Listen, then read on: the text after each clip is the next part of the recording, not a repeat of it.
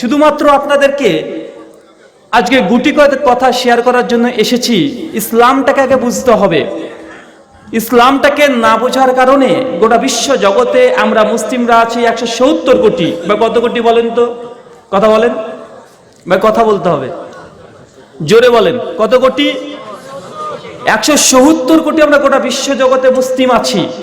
Times of India 2015 সালের 13 October পৃষ্ঠা number 19 তারা একটা আর্টিকেল ছাপে যে তারা বলছে গোটা বিশ্ব জগতে মানুষের সংখ্যা প্রায় 750 কোটি। কত কোটি? 750 কোটি মানুষ আছে গোটা বিশ্ব জগতে। আর এই 750 কোটি মানুষের মধ্যে মুসলিমদের সংখ্যা প্রায় 170 কোটি। আর পৃথিবীর যে ধর্মের অনুসারী সবচেয়ে বেশি তারা কোন ধর্মের লোক? কথা বলেন। খ্রিস্টানরা। তাদের পরিসংখ্যান কত? প্রায় 220 থেকে 230-এর কাছাকাছি তারা চলে গেছে। আমরা মুসলিমরা হচ্ছে 170 কোটি, হিন্দু দাদার আছে প্রায় 120 কোটি। তার মানে বোঝা গেল গোটা বিশ্ব জগতে আমরা মুসলিমরা হচ্ছে 170 কোটি। পৃথিবীর দ্বিতীয় বৃহত্তর ধর্মের নাম হচ্ছে ইসলাম। আমরা মুসলিমরা পৃথিবীর দ্বিতীয় বৃহত্তর ধর্ম। অথচ গোটা বিশ্ব জগতে দেখবেন, কখনো দেখবেন না কোনো হিন্দু দাদার সঙ্গে হিন্দু দাদাদের মারামারি হচ্ছে, ঝামেলা হচ্ছে, গন্ডগোল হচ্ছে ধর্ম নিয়ে। মন্দির ভাগ হয়ে যাচ্ছে, তাদের শ্মশান ঘাট ভাগ হয়ে যাচ্ছে। ভাই এমন কোন জায়গা দেখেছেন? কথা বলেন। কোন খ্রিস্টানকে দেখেছেন? ভাই খ্রিস্টানদের কবরস্থান নেই? খ্রিস্টানদের কবরস্থান দেখেছেন? খ্রিস্টানরাও কবর দেয়, দেয় না ভাই? যারা কেরালায় গিয়েছেন, ব্যাঙ্গালোর গিয়েছেন, তাদের তো দেখেছেন যে খ্রিস্টানদের কবরস্থান হয়। তাদের কবরস্থানের সঙ্গে পার্থক্য কি? খ্রিস্টানরা কবরটা পাকা করবে, তারপর একটা ক্রুশ ঝুলে রেখে দিবে। এটা হচ্ছে তাদের একটা কবরের চিহ্ন। কোন খ্রিস্টানকে কখনো দেখেছেন যে তারা নিজেদের মধ্যে আপোষে মারামারি, দ্বন্দ্ব, ঝামেলা, এক পাদ্রী আর এক পাদ্রীর সঙ্গে ঝামেলা করে, তাদের একজন আরেকজনকে গির্জায় উঠতে দেয় না, কোনো একটা প্রবলেম ক্রিয়েট হলে একটা সমাজের মধ্যে বিশৃঙ্খলা সৃষ্টি করে দেয়? ভাই এমন কোন জায়গা দেখেছেন? দেখেন নাই। কিন্তু হতভাগা আমরা মুসলিম, আমরা হচ্ছে সর্বশ্রেষ্ঠ জাতি, আর আমরা এই সব নিয়ে আছে না নাই? কথা বলেন। একটু যদি 19-20 হয়েছে, কে নাভির নিচে হাত বাঁধলো আর কে বুকের উপরে হাত বাঁধলো, এটা নিয়ে আগে মারামারি আছে না নাই? কথা বলেন। একটু যদি কেউ উঁচু আমিন বলে, কেউ নিচু আমিন বলে, এটা নিয়ে মসজিদ মারামারি ভাঙাভাঙি আছে না নাই? আর চায়ের বাজার মানে চায়ের দোকানও গরম করা অজস্র আমরা দেখছি গোটা বিশ্ব জগৎ মিলে। যে মুসলিমদের মধ্যে বিশেষ করে সহনশীলতা এতটাই কম যে পৃথিবীর অন্য কোনো ধর্মের অনুসারীর মধ্যে নেই। হিন্দুদের মধ্যেও অনেক রকমের মতানৈক্য আছে। কিছু কিছু হিন্দু মনে করে মূর্তি পূজা করা যাবে না। একটা বই পড়বেন, সত্যার্থ প্রকাশ, 1985 খ্রিস্টাব্দে প্রকাশ হয়েছে কলকাতা থেকে, বিধান সরণি রোড, কলকাতা থেকে ছাপানো হয়েছে। নাম হচ্ছে সত্যার্থ প্রকাশ। লিখেছেন স্বামী দয়ানন্দ সরস্বতী। অষ্টম সমোল্লাস 222 থেকে 245 পৃষ্ঠায় দ্ব্যর্থহীন কণ্ঠে লিখেছে মূর্তি পূজা এটা হিন্দু ধর্ম অনুযায়ী নিষিদ্ধ, এটা হারাম। তাকে প্রশ্ন করা হয়েছে, মূর্তি পূজা যদি নিষিদ্ধ হয় তো মূর্তি পূজা আমরা হিন্দুরা করি কেন? ওরা বলছে আমরা করি এই জন্য কারণ আমরা মূর্খ তাই। ভাই কারা বলছে বলেন তো? স্বামী দয়ানন্দ সরস্বতীজি, তার বইয়ের নাম সত্যার্থ প্রকাশ। 222 নম্বর পৃষ্ঠা থেকে 245 নম্বর পৃষ্ঠা পর্যন্ত তারা লিখেছে। মানে হিন্দুদের মধ্যে একটা দল আছে, তার নাম হচ্ছে আর্য সমাজ। কি সমাজ? কথা বলেন। আর্য সমাজ। ভাই আমাদের মধ্যে নাই হানাফি, শাফি, মালিকি, হাম্বলি, আহলে হাদিস আছে না নাই? তো আমাদের মধ্যে যেমন দল আছে, তাদের মধ্যেও দল আছে। কি নাম একটা? তার মধ্যে একটা আর্য সমাজ, একটা ব্রহ্মা সমাজ, একটা দাসনামী সমাজ, একটা ইস্কনি, একটা বৈষ্ণব। বৈষ্ণবের মধ্যে আরো ভাগ আছে, কে গৌর বৈষ্ণব, কে এমনি বৈষ্ণব, অনেক ভাগ আছে। তাদের মধ্যেও মতনৈক্য আছে, তাদের মধ্যেও মত পার্থক্য আছে। যারা আর্য সমাজী হিন্দু, তারা মনে করে শ্রীকৃষ্ণ তিনি ঈশ্বর নন, তিনি ভগবান নন, তিনি সাধারণ একটা মানুষ। শ্রীকৃষ্ণের ব্যাপারে আর্য সমাজী হিন্দুরা অজস্র তারা বইপত্র লিখেছে, শ্রীকৃষ্ণকে উলঙ্গ ন্যাংটা করে ছেড়ে দিয়েছে। কথা বুঝতে পারছেন? কিন্তু এই যে তাদের মধ্যে কুন্দল, তাদের মধ্যে যে মত পার্থক্য, মতনৈক্য, বা মুসলিমদের কানে কখন এসেছে আমাদের? কথা বলেন। কথা বুঝতে পারছেন? হিন্দুদের মধ্যেও তাদের মধ্যে মতানৈক্য আছে, তাদের মতানৈক্য সীমাবদ্ধ কোথায়? তাদের মন্দিরের ভেতরে। যদি কোনো বিতর্ক হয় মন্দিরের ভেতরে, একজন খ্রিস্টানদের সঙ্গে বিতর্ক যদি হয়, খ্রিস্টানরা খ্রিস্টানদের সঙ্গে যদি কোনো দ্বিধার মধ্যে পড়ে যায়, ইখতিলাফের মধ্যে পড়ে যায়, মতানৈক্য মতভেদ করে ফেলে, তাদের ওই চার্চের মধ্যে সীমাবদ্ধ। কিন্তু আমরা মুসলিমরা ভাই কি করি?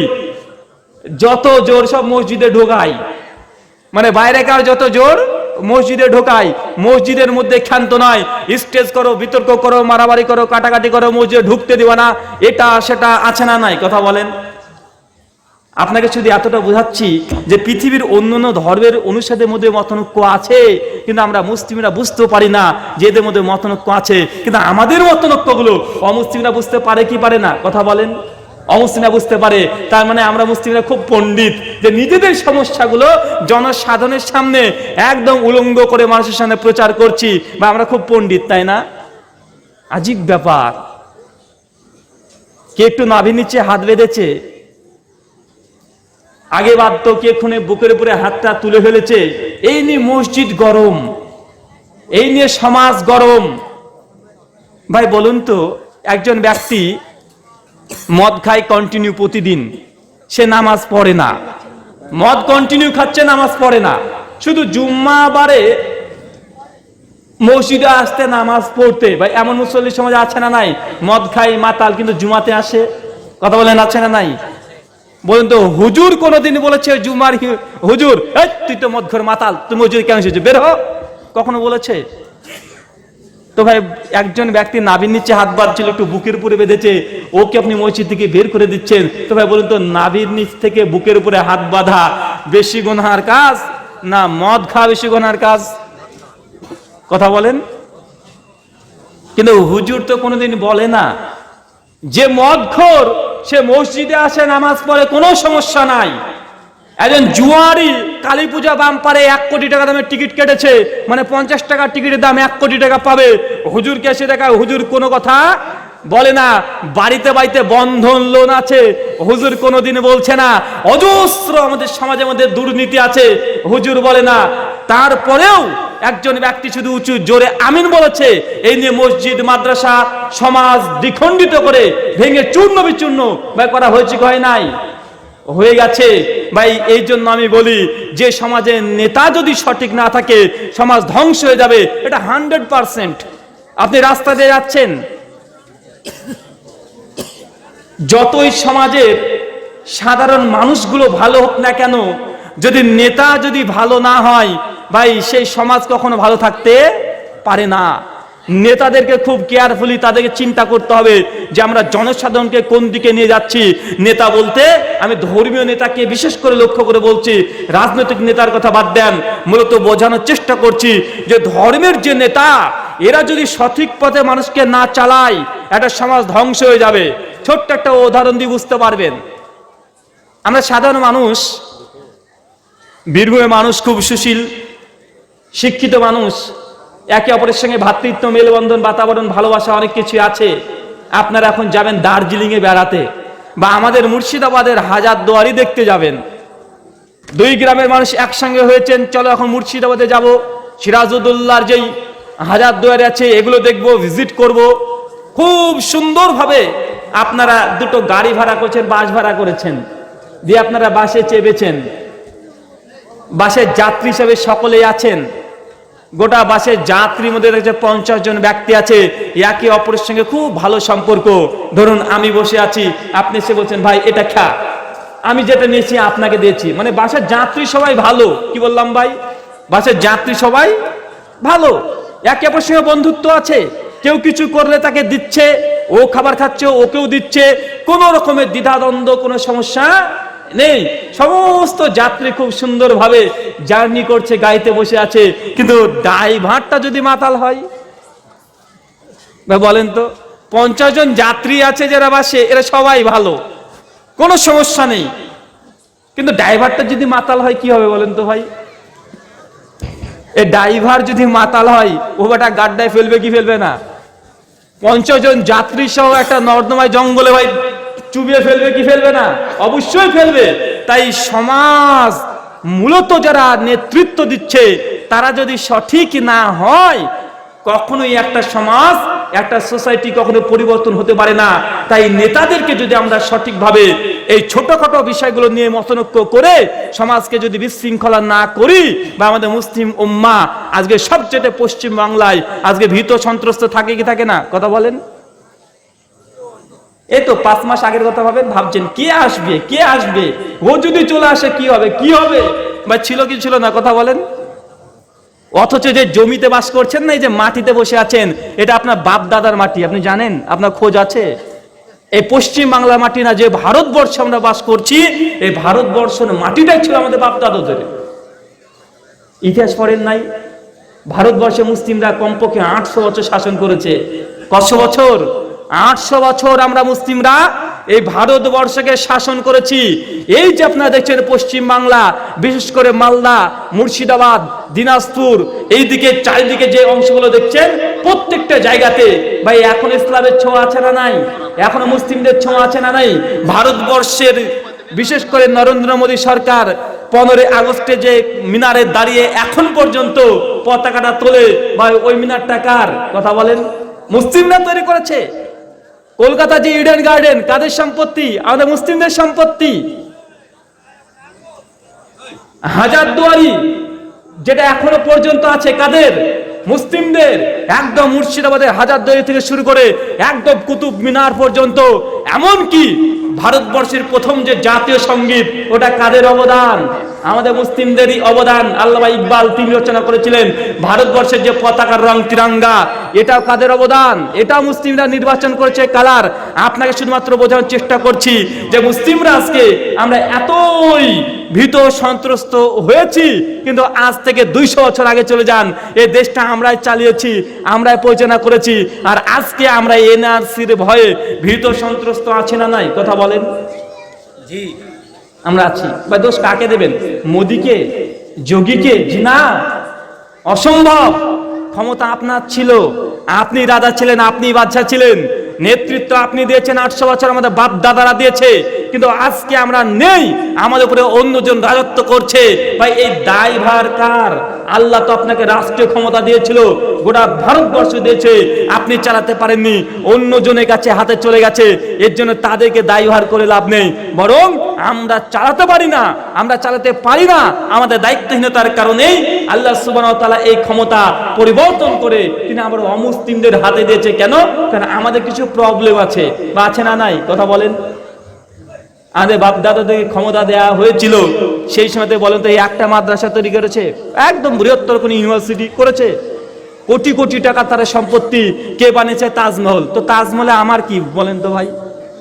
ওর বউ বলেছে তাজমহল করেছে, আমার বাপ দাদরা। আপনার সবসময় অন্যদের আমরা দোষ ধরি, কিন্তু আমাদের আত্মসমালোচনা, নিজের সমালোচনা দেখেন কি করেছে? তাজমহল। তো তাজমহল করেছে মুসলিমদের কি উপকার? কি উপকার? যে ভিজিট করছে, দর্শন করছে, টাকা পয়সা রোজগার হচ্ছে, ওরা সরকারের খাতে যাচ্ছে, আমাদের কোনো লাভ হয়েছে? কথা বলেন না। তো মুসলিমরা করেছে কি? তাজমহল। তো বউ মারা গেছে, স্ত্রী মারা গেছে, তার স্মৃতিসৌধ নির্মাণ করে তাজমহল করেছে। মুসলিমদের কোনো উপকারও হয়নি, ইসলামের কোনো উপকারও হয়নি, আমাদের কোনো উপকার নেই।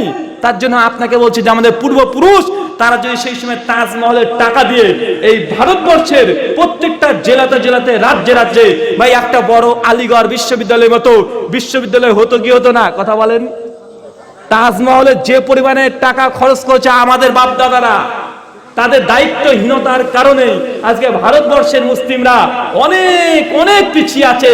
সেই সময় যদি একটা করে ইউনিভার্সিটি অথবা একটা বড় বাপের যদি দারুল উলুম দেওবন্দের মতো মাদ্রাসা, জামিয়া সালাফিয়ার মতো মাদ্রাসা করে দিত, আজকে মুসলিমরা তারা কখনোই ভারতবর্ষে তো পিছিয়ে থাকতো না। এটা আমাদের বাপ দাদাদের সমস্যা ছিল। কথা বুঝতে পারছেন? আমরা বুঝি না, কিন্তু আমরা এখন মারামারি করছি, কে নাভির নিচে হাত বেঁধেছে আর কে বুকের উপরে হাত বাঁধলো। এটা নিয়ে মহান সত্য আল্লাহর কাছে দোয়াই প্রার্থনা, আল্লাহ সুবহানাহু ওয়া তাআলা মুসলিম উম্মাহকে তুমি এই কথাগুলো বোঝা তৌফিক দান করো। সকলে বলি আল্লাহুম্মা আমিন। আজকে কয়েকটা বিষয় নিয়ে আপনাদের সামনে আলোচনা করব। ইসলামের প্রাথমিক ধারণা, একদম প্রথম দিকটা ধারণা, যে ধারণাগুলো আমাদের অধিকাংশ মানুষের নেই। আমরা 40 বছর, 50 বছর, 70 বছর হয়ে গেছে ইসলামের প্রাথমিক পর্যায়ে যে ধারণা সেগুলো নেই। এই জন্য আমরা মুসলিম উম্মাহ বিভিন্ন রকমের মতভেদ করে ফেলি। প্রথম কথা মনে রাখতে হবে, পৃথিবীতে আল্লাহ সুবহানাহু ওয়া তাআলা অজস্র নবী এবং রাসূল পাঠিয়েছেন।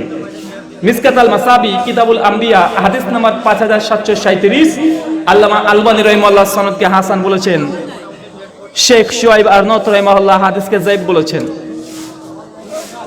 পৃথিবীতে প্রায় 1,24,000 নবী এবং রাসূল এসেছেন। কতজন ভাই কথা বলেন? আমার সঙ্গে কথা বলতে হবে, কথা বলেন ভাই। আমি আগে বলেছি আমার আলোচনাতে না সুর পাবেন, না ঢং পাবেন, না কৌতুক পাবেন, তবে কিছু তথ্য আপনাকে দিয়ে যাব। এই দুই একটা তথ্য যদি রাখতে পারেন এটা আপনার জন্য যথেষ্ট। একটা জিনিস হলো আপনাকে শিখতে হবে, প্রায় 1,24,000 নবী এবং রাসূল এসেছেন। আর আল্লাহ সুবহানাহু ওয়া তাআলা নবী আদম আলাইহিস সালাম থেকে শুরু করে আমাদের নবী আলাইহিস সালাম পর্যন্ত, মানে শেষ নবী পর্যন্ত ইসলামটাকে ধারাবাহিক পর্যায়ে ওহীর মাধ্যমে তথা রেভেলেশন আয়াতের মাধ্যমে আল্লাহ সংরক্ষণ করেছেন। কি বললাম? ইসলাম কিন্তু একদিন দুই দিনকার ফসল নয়। আজকে যে ইসলামটাকে আমরা পালন করছি এটা একদিন দুই দিনকার নয়। এটা কখন থেকে সূচনা হয়েছে? নবী আদম আলাইহিস সালাম থেকে শুরু হয়েছে, আর নবী মুহাম্মদ রাসূলুল্লাহ সাল্লাল্লাহু আলাইহি ওয়াসাল্লামের মাধ্যমে ইসলামের যে বিধান, হুকুম, আহকাম, রেভেলেশন এটা কমপ্লিট হয়েছে আল্লাহর নবীর মাধ্যমে। এখন একটা প্রশ্ন আসতে পারে, আল্লাহ রাসূল মৃত্যুবরণ করেছে কত বছর আগে জানেন? এই দুনিয়া থেকে চলে গেছে। একজন বলেন তো ভাই কত বছর আগে? কথা বলেন। আচ্ছা ঠিক আছে, 1450 বছর পূর্বে 11 হিজরি 12 রবিউল আউয়ালে আল্লাহর নবী মুহাম্মদ রাসূলুল্লাহ সাল্লাল্লাহু আলাইহি সাল্লাম তিনি দুনিয়া থেকে চলে গেছেন। তিনি এই পৃথিবী ছেড়ে দ্বীন ইসলামকে কমপ্লিট মুকাম্মাল সম্পূর্ণ করে দিয়ে, তার দায়িত্বটাকে শেষ করে দিয়ে তিনি পৃথিবী থেকে আল্লাহ সুবহানাহু ওয়া তাআলা তাকে নিয়ে চলে গেছেন। আচ্ছা আপনারা ঠিক করেন ভাই, কি বন্ধ হয়ে গেছে? বন্ধ হয়ে গেছে।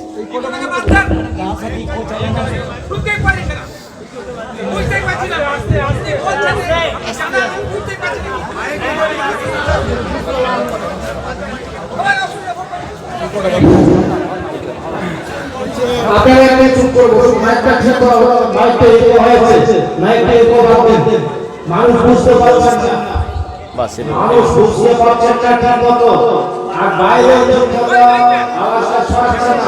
আপনারা কি ধরতে হলে ঠিক করে একটু সমাজে এক মিনিট ঠিক আছে, ঠিক আছে, হ্যাঁ ঠিক আছে। আপনারা বুঝতে অসুবিধা হচ্ছে তো বলুন, মাইকে বাদ দেন, মাইক ফোনকে বাদ দেন, আর কথা বলতে ঠিক করে দাও, বললেন এটাই আওয়াজ করবেন। এই বসো, একটু কাছে লাগা, একটু কাছে নিলে কাছে নিলে একটু কাছে লাগবে। হ্যাঁ একটু দুটো দূরে থাকে, দুটোকে এক জায়গায় করলে হবে না। আচ্ছা আচ্ছা বসেন বসেন ভাই, এইভাবে এখন করে লাভ নেই। যান যান বসেন বসেন। এই করা বন্ধ করো, এই করা বন্ধ করো।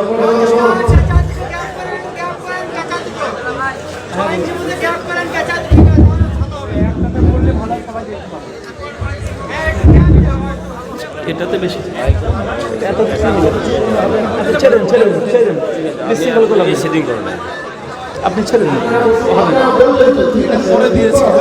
ছেড়ে দিন, ছেড়ে দিন, ছেড়ে দিন। আসসালামু আলাইকুম ওয়া রাহমাতুল্লাহ।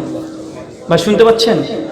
হ্যাঁ, আমরা তো আগেই বলেছি মুসলিমরা আজকে সবসময় আল্লাহর জন্য পছন্দ করে খারাপটা। যত খারাপ আছে এটা আল্লাহকে দেয়। দেখবেন যখনই একটা বাচ্চা ছাগল হয়েছে, যখন দেখছে 3টে ছাগল হয়েছে, একটা ন্যাংরা, বলছে কুরবানি দেবো। আল্লাহ যদি বাচ্চাটা কুরবানি দেবো, বাচ্চা না নাই কথা বলেন।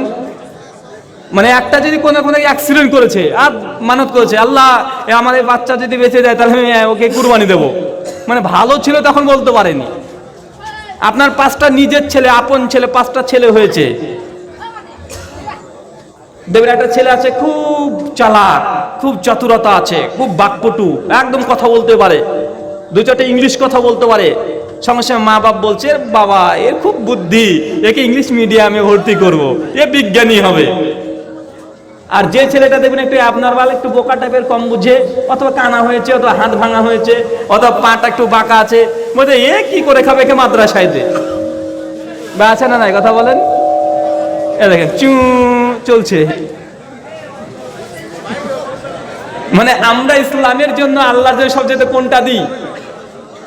আমাদের ছেলে মেয়ে যেগুলোকে মাদ্রাসায় ভর্তি করি ওগুলো দুর্বল, আমরা যেটা কুরবানি দেবো বেছে বেছে ওটাও দুর্বল। তো স্টেজ, জলসার স্টেজে এই মাইককে আমরা ভালো দেব? আমরা তো মাইক দেবো না। কোথায় দেব? যখন অর্কেস্ট্রার হবে, বিচিত্রা হবে, তখন দেখবেন দামি দামি নতুন জিনিস চলে এসেছে। আর আল্লাহর জন্য দেখেন হাত দিলে মনে হয় করোনা হয়ে যাবে। মানে এমন অবস্থা, মানে এত বড় একটা আয়োজন যে একটা মাইক্রোফোন একটা ভালো দিতে হবে, মানে এটার কি দরকার? আল্লাহর জিনিস, আল্লাহর বান্দারা এসছে, আল্লাহর বান্দারা শুনবে, আল্লাহর নামে ছেড়ে দে, যা হবে পরে দেখা যাবে। ভাই ছেড়ে দেন ভাই, এবার কথা বুঝতে পারছেন? কষ্ট করে বোঝেন, চুঁচা যা হচ্ছে হোক।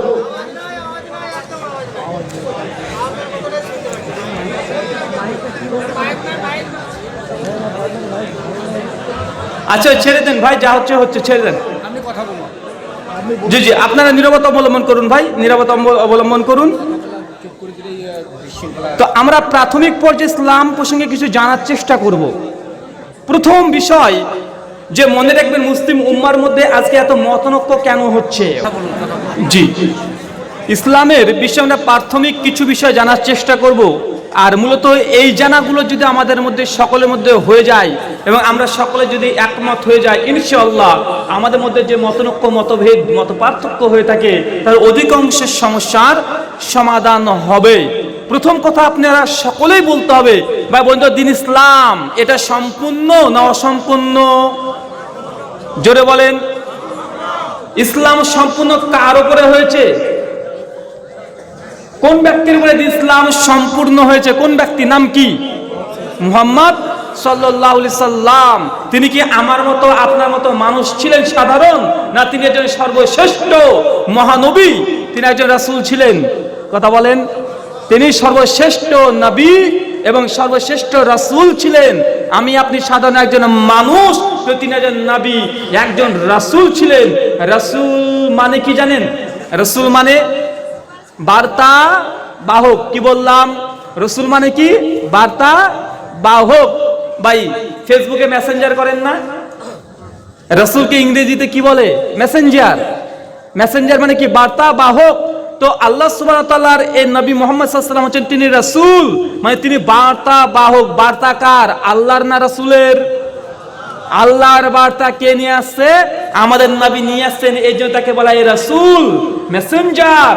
তার মানে বুঝতে হবে কোন নবী তিনি নিজের ইচ্ছে মতো শরীয়ত তিনি তৈরি করতেন না, বরং আল্লাহ যেটা নির্ধারণ করে দিতেন সেই জিনিসটা মানুষের কাছে তিনি পেশ করতেন। এটার নাম হচ্ছে রাসূল। রাসূলের দায়িত্ব আল্লাহর বার্তা মানুষ পর্যন্ত পৌঁছে দেওয়া। তারা নিজের তরফ থেকে শরীয়তের মধ্যে কিছু বাড়াতেও পারতেন না, কমাতেও পারতেন না। ভাই আমার এই কথার সঙ্গে একমত কি একমত নয়? কথা বলেন। রাসূলের কাজ আল্লাহর ওহী, আল্লাহর আয়াত মানুষের কাছে পেশ করা। নবী রাসূলের এখতিয়ার বা ক্ষমতা এটা ছিল না যে তারা নিজের ইচ্ছা মতো কোনো কিছু শরীয়তের বৃদ্ধি করবে, মানে বাড়াবে অথবা কমাবে। এটা এখতিয়ার আল্লাহ দেয় নাই। প্রমাণ, কয়েকটা প্রমাণ দেখেন। পবিত্র কোরআন সূরা ইউনূস সূরা নম্বর 10 আয়াত নম্বর 15, সূরা আহকাফ সূরা 46 আয়াত নম্বর 9। মুহাম্মদ সাল্লাল্লাহু আলাইহি সাল্লাম একদা বসে আছেন, কুরাইশের বড় বড় নেতা ব্যক্তিরা এসে আল্লাহ রাসূলকে বলছেন, ওয়া ইতিবি কোরআনি গায়রি হাযা, যে নবী মুহাম্মদ সাল্লাল্লাহু আলাইহি সাল্লাম আপনার উপরে যে কোরআনটা অবতীর্ণ হয়েছে এই কোরআনটার পরিবর্তে অন্য একটা কোরআন আনেন। ভাই কারা বলছে? কাফেররা। সেই সময়কার কাফেররা। আল্লাহ রাসূল বসে আছে, এই মতো অবস্থায় একজন কাফেরের দল বেঁধে চলে এসেছে, এসে তখন বলছে যে হে নবী, আপনি নাকি আল্লাহর নবী, তো আপনার উপরে যে কোরআনটা অবতীর্ণ হয়েছে ইতিবি কোরআনি গয়রি হাদা, এই কোরআনের পরিবর্তে অন্য একটা কোরআন আনেন। মানে কাফেরা বলছে এই কোরআন আমরা মানতে পারছি না, খুব কঠিন, তো এই কোরআনটার বাদ দিয়ে অন্য একটা কোরআন আনেন, আপনাকে আমি নবী মেনে নেব। কাদের দাবি এটা? সেই সময়কার কাফেররা করেছিল। কিছুদিন আগে দেখলেন না আমাদের ইন্ডিয়ার অসীম রেজভি, সে পবিত্র কোরআনের 26 খান আয়াতের উপরে রিট জারি করেছিল, বলেছিল এই কোরআনের 26টা আয়াত বাদ করতে হবে। ভাই এই দাবি আজকের নয়, এটা আল্লাহ রাসূলের জামানাতেও সেই সময় কুরাইশের কাফেররা করেছিল। তার উত্তরসূরি এখনো পৃথিবীতে আছে না নাই? কথা বলেন, এখনো আছে। সেই সময়কে আল্লাহ রাসূলকে বলেছে, আজকের দিনে দেখেন অসীম রেজভি তিনিও বলছেন। আপনারা কদিন আগে খবরে দেখলেন না, দেখেছেন, যখন এই কথা বলেছে আল্লাহ রাসূল কোনো কথা বলছে না, ওই কাফেররা আবার বলছে আউবাদদিলুহু, গোটা কোরআনকে যদি পরিবর্তন করতে না পারেন, এই কোরআনের মধ্যে কিছু কিছু আয়াতের পরিবর্তন করে দেন যেগুলো আমরা মানতে পারি। যখন এই কথা বলেছে আল্লাহ রাসূল কোনো কথাই বলছে না, মাথাটাকে নিচু করে রেখে দিয়েছে। আল্লাহ আসমান থেকে ওহী অবতীর্ণ করে দিচ্ছে যে নবী মুহাম্মদ সাল্লাল্লাহু আলাইহি সাল্লাম আপনি তাদেরকে বলে দেন আমার এই এখতিয়ার নাই যে শরীয়তের মধ্যে কোরআনের মধ্যে কোনো শব্দের পরিবর্তন করে দেব, বরং আপনি তাদেরকে জানিয়ে দেন আন্না আত্তাবি ইল্লা মা ইউহা ইলাই, আমি তো কেবল তারই আনুগত্য করি যেটা আমার রব আমার আল্লাহ আমাকে পাঠিয়েছেন, আমার উপরে অবতীর্ণ করেন।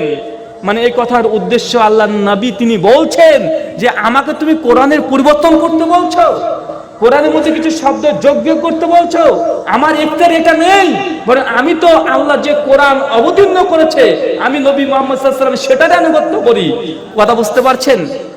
তো কোন নবী রাসূলের কোনো এখতিয়ার ছিল না কখনো, যে আল্লাহর কোরআনের মধ্যে মুসার এখতিয়ার ছিল না, যে তওরাতের মধ্যে দাউদের এই এখতিয়ার ছিল না, যে জাবুর গ্রন্থের মধ্যে কিছু কিছু শব্দ ঢুকিয়ে দিবে বা বৃদ্ধি করবে, এটা নবী রাসূলকে আল্লাহ এখতিয়ার বা ক্ষমতা দেয় নাই। সহিহ বুখারী কিতাবুস সালাত হাদিস নাম্বার 349, বিখ্যাত হাদিস, আমরা সকলেই জানি আল্লাহর নবীর মেরাজ। বা আমরা জানি কি জানি না? কথা বলেন। আল্লাহ রাসূলকে আল্লাহ মেরাজে নিয়ে চলে গেলেন, আসমানে চলে গেছেন, ফিরে আসছেন। একজন নবীর সঙ্গে দেখা হয়েছিল, নাম কি বলেন? নবী মূসা আলাইহিস সালাম, খুব মেজাজ, কঠোর মেজাজ। যখনই ফিরে আসছে আল্লাহর নবীকে মূসা আলাইহিস সালাম দেখতে পেয়েছে আকাশে। কোথায় ভাই? কথা বলেন। আকাশে দেখা হয়েছে। মূসা আলাইহিস সালাম আমাদের নবীকে বলছেন যে আচ্ছা আল্লাহর সঙ্গে তো দেখা করে আসলেন, আল্লাহ সুবহানাহু ওয়া তাআলা আপনার উম্মতের জন্য কি দিয়েছে আমাকে বলেন। সঙ্গে সঙ্গে আমাদের নবী তিনি বলছেন যে ফারাজা খামসিন সালাতান, আমার উম্মতের জন্য আল্লাহ 50 ওয়াক্ত নামাজ দিয়েছে। কত ওয়াক্ত? জোরে বলেন। আমরা তো এক ওয়াক্তই পড়িনি, 50 যদি দিয়ে দিত কি খবর ছিল বলেন আমাদের। 50 ওয়াক্ত নামাজ আল্লাহ প্রথমে ফরজ করেছিল কাদের জন্য? আমাদের জন্য। এক ওয়াক্তই পড়ি না। আমাদের মধ্যে তো সবচেয়ে বেশি মুসল্লি আছে শুকুর মুন্সি। কি মুন্সি ভাই? আপনার এলাকা আছে শুকুর মুন্সি? শুকুর মুন্সি কারা জানেন? ডিজিটাল নামাজি, শুধু শুক্রবারে যায়, আর একদিনও যাবে না। এটা হচ্ছে শুকুর মুন্সি, শুধু একবারই শুক্রবারে যাবে, জুমার দিন নামাজ পড়তে যাবে। মানে গতকালকে এসেছে, দেখবেন আর একজন মসজিদে আসবে না। ওই জুমার দিন আসরের নামাজে আসে না, ফজরে আসে না, শুধু জুম্মা নামাজ পড়ে আবার পালিয়ে যায় মিষ্টি টিষ্টি যা আছে নিয়ে। ও হচ্ছে শুকুর মুন্সি। আরেকজন আছে ইদু মিয়া, ও বছরে দুবার আসে, একটা রোজার ঈদ একবার কুরবানির ঈদ। একদম ধরেন ভোরবেলাতে উঠে মাংসের দোকানে গিয়ে লাইন টাইন ধরে দাঁড়িয়ে থাকবে, তারপরে দই মিষ্টি নিয়ে একটা সুরমা, একটা টুপি, একটা জায়নামাজ কিনে নিয়ে বগলের দেবে চলে যেতে, গুসল টুসল করে ধরেন একদম সুরমা দিয়েছে, চোখের পানি মুছছে আর দৌড়ছে, এসে একদম প্রথম কাতায় দাঁড়িয়ে পড়েছে। এতে ইদু মিয়া, একে শুধু ঈদের নামাজে দেখবেন, এ জুমাতেও আসে না। আর উম্মতের জন্য আল্লাহ কত ওয়াক্ত নামাজ ফরজ করেছিল? ফারাজা খামসিন সালাতান, 50 ওয়াক্ত নামাজ ফরজ করেছে। যখনই মূসা আলাইহিস সালামকে আল্লাহর নবী এই কথা বলছে যে 50 ওয়াক্ত দিয়েছে, মূসা আলাইহিস সালাম বলে কি রে 50 ওয়াক্ত? ফাইর যে জান ঘুরে যান ইলা রাব্বিক, আপনার রবের কাছে, কারণ আপনার উম্মত 50 ওয়াক্ত নামাজ আদায় করতে পারবে না। ভাই এই হাদিস জানি কি জানি না? কথা বলেন। জি জানি ভাই এই হাদিস সকলে জানি না যে প্রথমে 50 ওয়াক্ত নামাজ ফরজ করা ছিল, আল্লাহ রাসূল নিয়ে দুনিয়ার আসমানে চলে আসতে যাচ্ছেন, মুসার সঙ্গে দেখা। মুসা আলাইহিস সালাম বলছেন যে আপনার উম্মত পারবে না, আল্লাহর কাছে যান, নামাজ কমিয়ে নিয়ে আসেন। আল্লাহর নবী, শেষ নবী, তিনি চলে গেছেন। যারপর আল্লাহকে বলছে, আল্লাহ আমার উম্মত পারবে না, কমিয়ে দাও। আল্লাহর সঙ্গে সঙ্গে কমিয়ে দিয়েছে। আবার চলে এসেছে। মুসা আলাইহিস সালাম বলছে কত দিয়েছে? তো এত কমিয়েছে। বলছে এখনো পারবে না, আবার যান। এবার বারবার যেতে আসতে যেতে আসতে যেতে আসতে 50কে কেটে হয়ে গেল 5। এখানে কয়েকটা বিষয় আছে, কয়েকটা পয়েন্ট আছে। প্রথম পয়েন্ট হচ্ছে এটা, ভাই বলুন তো, মুসা আলাইহিস সালামের মর্যাদা বেশি না আমাদের শেষ নবীর মর্যাদা বেশি? কার সম্মান বেশি? আমাদের নবী মুহাম্মদ রাসূলুল্লাহ সাল্লাল্লাহু আলাইহি সাল্লামের মর্যাদা সবচাইতে বেশি। তার মানে বোঝা গেল কখনো কখনো ছোটরাও বড়দেরকে পরামর্শ দিতে পারে, ছাত্ররাও শিক্ষককে পরামর্শ দিতে পারে, মুরিদরাও পীরকে পরামর্শ দিতে পারে।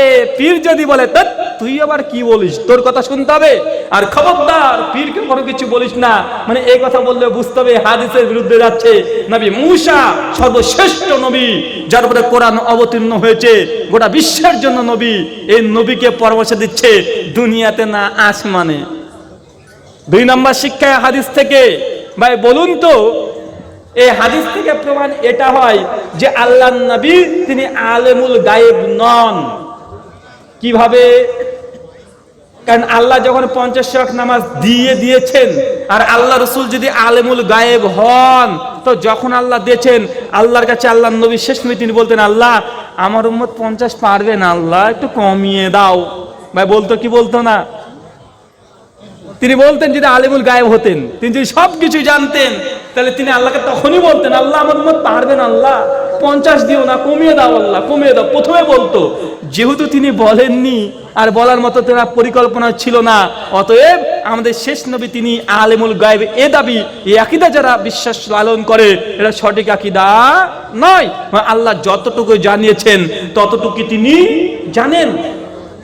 এখন প্রশ্ন আসতে পারে, তাহলে মুসা আলাইহিস সালাম কিভাবে জেনে নিলেন যে উম্মত 50 পারবে না? ভাই প্রশ্ন আসে কি আসে না? আমাদের নবী বুঝতে পারলেন না, তবে মুসা আলাইহিস সালাম কিভাবে বুঝলেন? ভাই প্রশ্ন আসে না একটা, তাহলে কি মুসা কি আলিমুল গায়েব? জি, উত্তর না, মুসা আলিমুল গায়েব নন। কারণ আমাদের নবীর আগে মুসা আলাইহিস সালাম এই দুনিয়াতে এসেছেন কি আসেন নাই? এসেছেন। এই মানুষকে তিনি চড়িয়েছেন কি চড়ান নাই? চড়িয়েছেন। মুসা আলাইহিস সালাম আগে মানুষ সম্পর্কে অবগত ছিল দুনিয়ার, এই জন্য তার দুনিয়ার অভিজ্ঞতা আসমানে কাজে লাগিয়েছেন। মুসা আলাইহিস সালামের এটা প্র্যাকটিক্যাল একটা অভিজ্ঞতা ছিল, তাই তিনি আসমানে বলেছেন। এই হাদিস থেকে আর একটা শিক্ষা, আর যেই শিক্ষার জন্য আপনাকে বোঝানোর চেষ্টা করছি, এই শিক্ষাটা যদি আপনি বুঝে নেন, আমাদের মধ্যে যত মতানৈক্য আছে অধিকাংশের সমাধান হওয়া সম্ভব। তার মধ্যে এটা হচ্ছে মূল পয়েন্ট, যে নবী রাসূলকে আল্লাহ এখতিয়ার দেন নাই শরীয়তের মধ্যে সরিষা দানা পরিমাণে কোনো কিছু ইবাদত প্রবেশ করাবে অথবা বাদ দেবে, এখতিয়ার আল্লাহ নবী রাসূলকেও দেন নাই। চিন্তা করেন, নবী মুসা যার উপরে তাওরাত অবতীর্ণ হয়েছে, শরিয়াত, আমাদের শেষ নবী যাদের কোরআন অবতীর্ণ হয়েছে, এই 2 জন নবী আসমানে তারা পরামর্শ করছে যে উম্মত 50 পারবে না। আল্লাহর কাছে বারবার যেতে হচ্ছে। নবী রাসূলকে আল্লাহ যদি এখতিয়ার এটা দিতেন যে না, তোমরা উম্মতের জন্য ইবাদত বাড়াতেও পারো, কমাতেও পারো, তাহলে বারবার আল্লাহর নবী শেষ নবীকে আল্লাহর কাছে কেন যেতে হচ্ছে?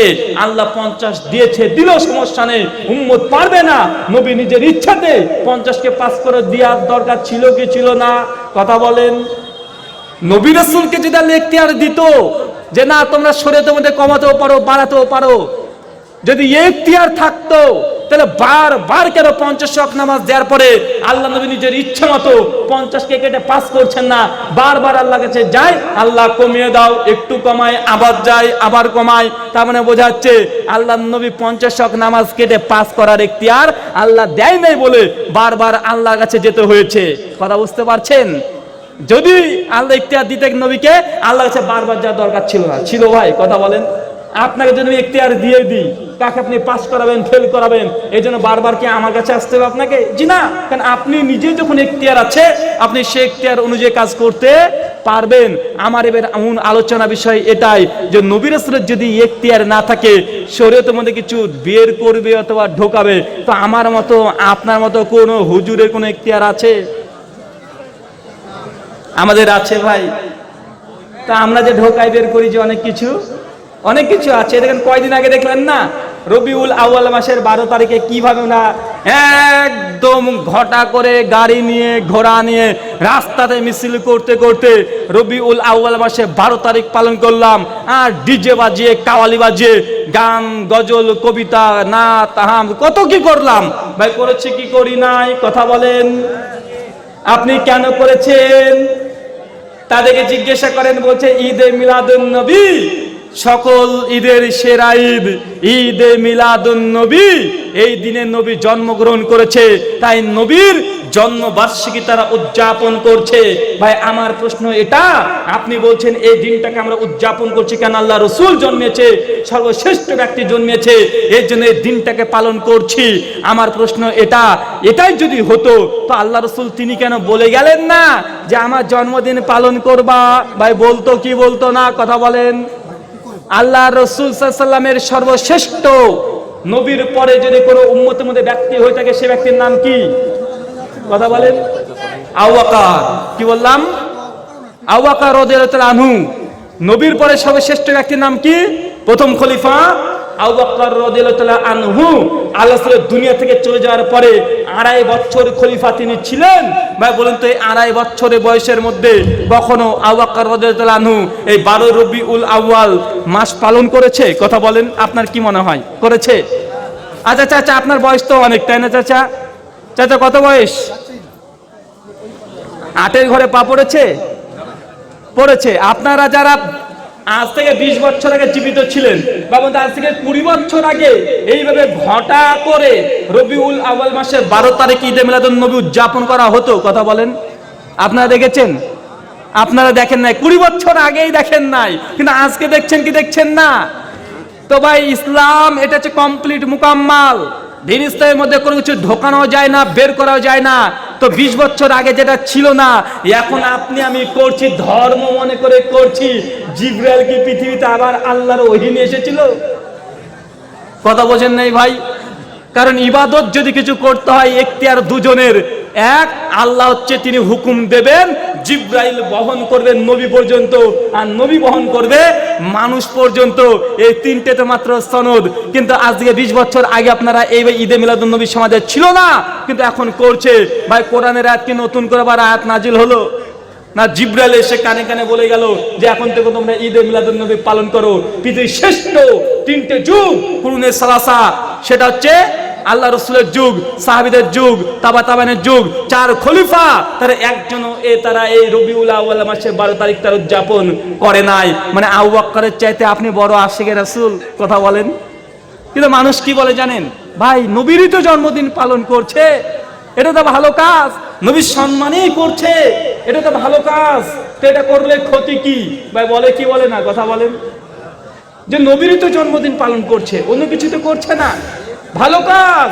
একটু বেশি করলে ক্ষতি কি? বা বেশি করা যায় না, ভালো কাজ বেশি করা যায় না। ভালো কাজ যতটুক ততটুকুই করা যায়। ভালো খাবার বেশি খাওয়া যায় না, যতটুক প্রয়োজন ততটুকুই খান। আপনি বাংলাদেশের বরিশালের ইলিশ সবচেয়ে বিখ্যাত। এখন আপনার কাছে নিয়ে চলে এসেছি 2 কিলো ওজনের ইলিশ মাছ। আর বাপ জন্মে কোনোদিন দেখেন নাই 2 কেজি ইলিশ কেমন দেখতে সাইজ হয়। পেয়েছেন 2 কিলো সাইজের ইলিশ, আপনাকে গোটা ইলিশটা দিয়েছি। এখন গোটা ইলিশ যদি ভালো লেগেছে বলে খেয়ে নিয়েছেন, বা আপনার অবস্থা কি হবে? পায়খানা করে শুয়ে থাকবেন। বা থাকবেন কি থাকবেন না কথা বলেন? ভালো কাজ বেশি করা যায় না ভাই বন্ধু। সুন্নাত খাত না দেওয়া ভালো কাজ না খারাপ কাজ? খাত না দেওয়া বোঝেন? মানে মুসলমানি দেওয়া, সারকামের শেষে লিঙ্গচ্ছেদন করা, ভালো কাজ না খারাপ কাজ? ভালো কাজ। এখন কেউ যদি বলে খাত না দেওয়া তো ভালো কাজ, একটু বেশি করে দিয়ে দিই, ভাই কি হবে বলেন? তার ফরজ বাতিল, এটা দিয়ে দিই। মানে ভালো কাজ বেশি করবেন এটা মনে করিয়েন না। আর কত কি দিবি রে ভাই? হ্যাঁ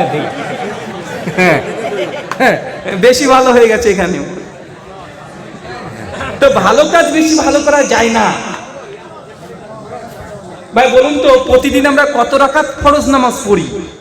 হানাফি, শাফিঈ, মালিকি, হাম্বলি, দেওবন্দি, বেরলভী, জামাত ইসলামী, আহলে হাদিস সবাই আমরা কত রাকাত ফরজ নামাজ পড়ি?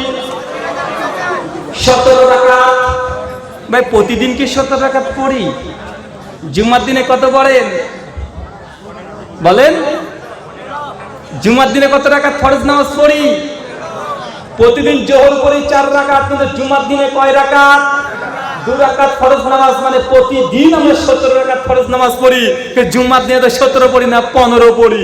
এখন বড় একজন হুজুর এসেছে বাইরে থেকে, বড় বড় সাদা পাঞ্জাবি পায়জামা জুব্বা হাব্বা পরে, বড় বড় উঁচু টুপি দিয়ে, মাথায় একটা গলায় ফেটা বেঁধে চলে এসেছে।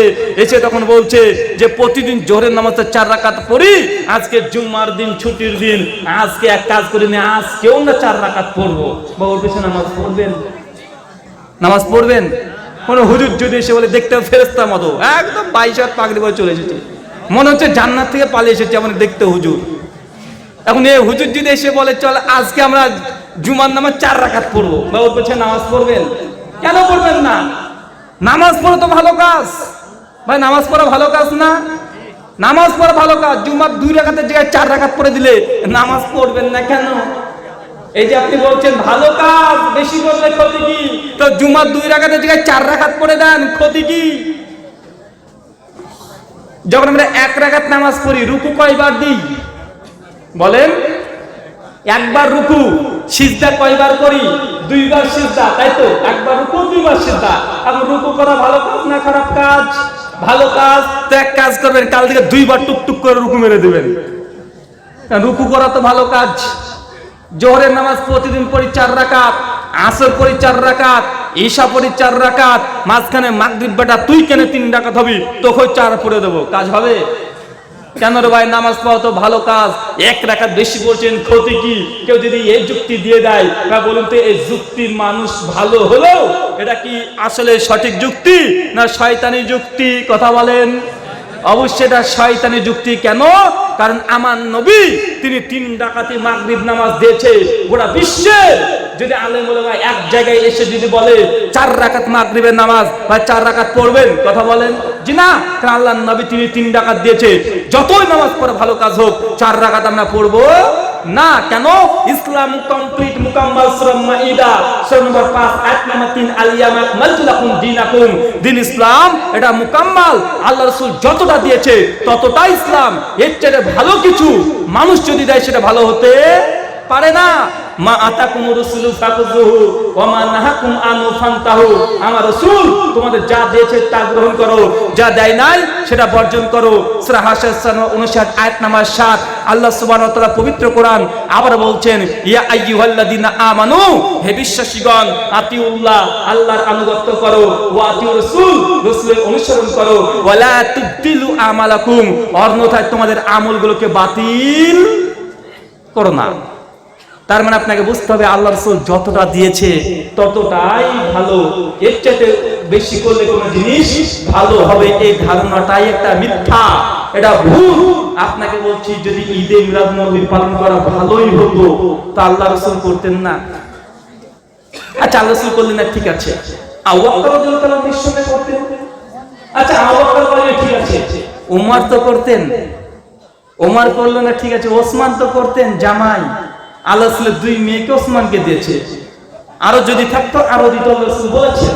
তো ওসমান রাদিয়াল্লাহু তাআলা তিনি তো তার শ্বশুরের কমপক্ষে ঈদে মিলাদুন নবীটা করতে পারতেন না ভাই?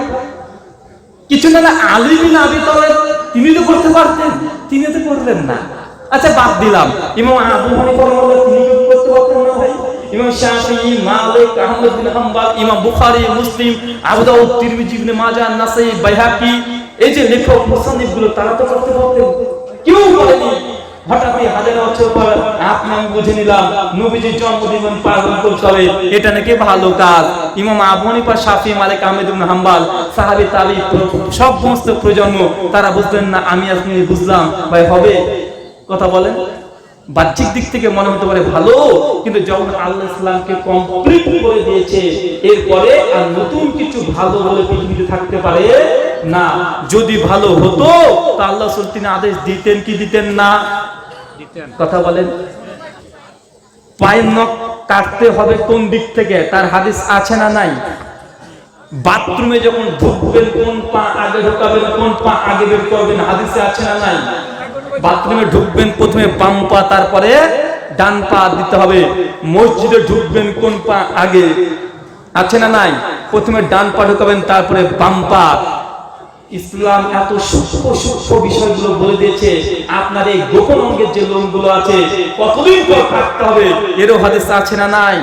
ঊর্ধ্বটান 40 দিন। সমস্ত জায়গাতে ইসলাম আছে। আপনি খাবেন কিভাবে, ঘুমাবেন কিভাবে, কিভাবে নখ কাটবেন, কিভাবে স্ত্রীর সঙ্গে ব্যবহার করবেন, সমস্ত কিছু আছে।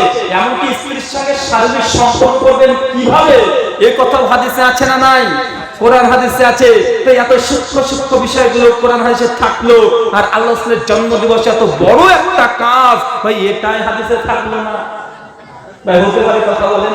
এটাই পরবর্তী হুজুরদেরকে তৈরি করতে হচ্ছে ভালো বলে। এত সূক্ষ্ম সূক্ষ্ম বিষয়গুলো, ছোট ছোট মাসালাগুলো কোরআন হাদিসে স্পষ্ট জাজল্যমান সমস্ত কিছু আছে। তা আল্লাহ রাসূলের জন্মদিবস পালন করতে হবে, এটা হাদিসে থাকলো না। একটা কথা মনে রাখবেন, 12 রবিউল আউয়াল আল্লাহ রাসূলের যে জন্ম দিবস, যে তারিখটা বলা হয়, এই তারিখটা সঠিক নয়। ওলমারা ইখতিলাফ করেছে। কেউ বলছে 9 তারিখ, কেউ বলছে 12 তারিখ, কেউ বলছে 17 তারিখ, কেউ বলছে রবিউল আউয়াল মাসে হয় নাই, জিলহাজ মাসে হয়েছে। বড় পীর আব্দুল কাদের জিলানী রাহিমাহুল্লাহ, নাম শুনেন নাই? আব্দুল কাদের জিলানী রাহিমাহুল্লাহ, তার বই নাম হচ্ছে গুনিয়াতুত তালিবিন, দ্বিতীয় খণ্ড, মানে দ্বিতীয় চ্যাপ্টার 122 নম্বর পৃষ্ঠায় লিখেছে যে আমার মতে আল্লাহর নবীর জন্ম তারিখ হচ্ছে 9 রবিউল আউয়াল। তার মতে এটা ছোট পীর না, এটা বড় পীর। এটা বড় পীরের মত 9 তারিখ, মানে আল্লাহ রাসূলের জন্ম তারিখটা নিয়ে মতনৈক্য আছে। কেননা যখন আল্লাহ রাসূল পৃথিবীতে জন্মগ্রহণ করেছে, সেই সময় 1400 বছর আগে জন্ম তারিখ লেখা কোনো মানুষের অভ্যাস ছিল না, আর কেউ জানতো না। না আল্লাহ রাসূলের মাতা জানতেন, না তার পিতা জানতেন, না তার চাচা জানতেন যে আমার এই নাতি, আমার এই ছেলে বড় হলে 40 বছর নবী হবে। এটা জানতো না, কে থেকে জানতো না। তার সন্তান হয়েছে, তার ডেট লেখা নাই। পরবর্তী সময় আলেমরা তারা বিভিন্ন ভাবে সূত্র দেখে একটা গবেষণা করে ডেট দেওয়ার চেষ্টা করেছে। কেউ বলেছে তার জন্য 9 তারিখ, কেউ বলছে 12 তারিখ, কেউ বলছে 17 তারিখ। কথা বুঝতে পারছেন?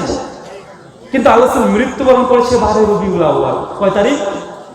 12 রবিউল আউয়াল রাসূল মৃত্যুবরণ করছে। এটা কিন্তু সমস্ত ওলামার একমত। তো ভাই জন্মদিন 12 রবিউল আউয়াল, এটা নিয়ে মতনৈক্য আছে, সন্দেহ আছে।